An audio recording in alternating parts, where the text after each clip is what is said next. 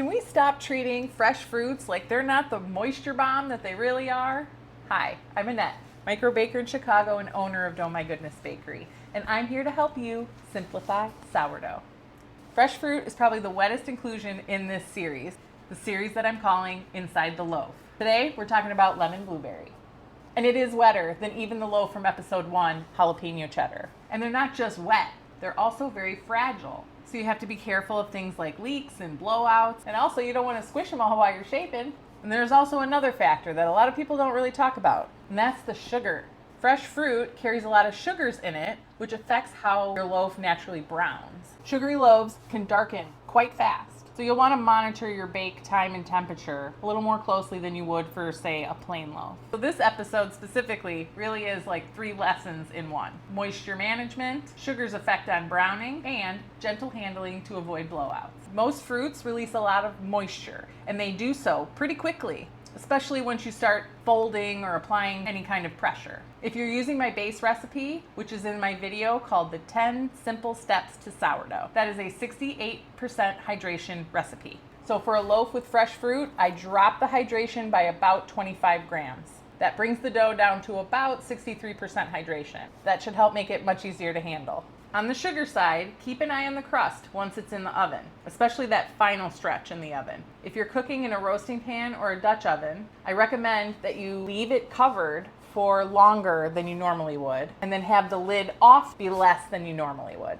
So for example, if I usually do 25 minutes with the lid on, 25 minutes with the lid off, I may switch it up and do 30 minutes with the lid on, 20 minutes with the lid off. So it'll still be around the same total bake time, just longer portion of it with the lid on. What this does is it protects the loaf from getting too much color too quickly before the interior is done. If you are open baking a loaf with sugar or fruit in it, I recommend that you tent at least the first half of the bake with tinfoil.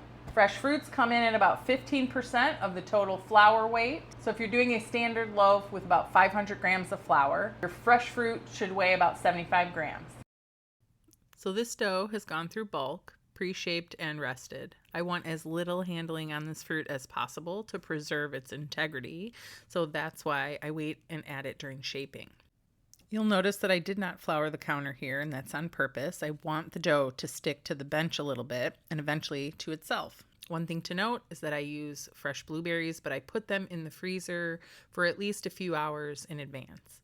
Frozen blueberries hold their shape better under pressure, and ripe room temperature berries will squish the second that you look at them wrong. So I scatter about 3/4 of the blueberries here, and then the same amount of lemon zest right on top. Notice that I'm leaving a clean border around the edge, almost like a pizza crust. That bare edge is what lets the dough seal to itself in the next steps. Now I bring down 2 corners and start a tri-fold. I seal the outer edges, and just as importantly, I seal that inner fold line. That's what keeps the blueberries locked in their own layer instead of falling into the cavity when I bring the next fold over. So I turn the whole log sideways and flatten it just enough to add my second round of inclusions, the remaining blueberries and lemon zest. The same rule applies here. I'm leaving a border around the edge so that the dough has a clean surface area to seal against when I go to roll it up. So I pinch those 2 corners and fold them over, and then from there I roll, seal the seam, roll, seal the seam, roll, seal the seam. I'm staying very gentle here because too much pressure and I'll either tear the loaf or pop a berry, and I don't want either one of those.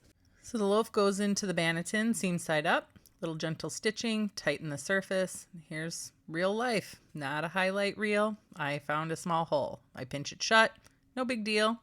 Dust the whole loaf with flour, cover it with something breathable. Time for proofing, and hopefully happy baking.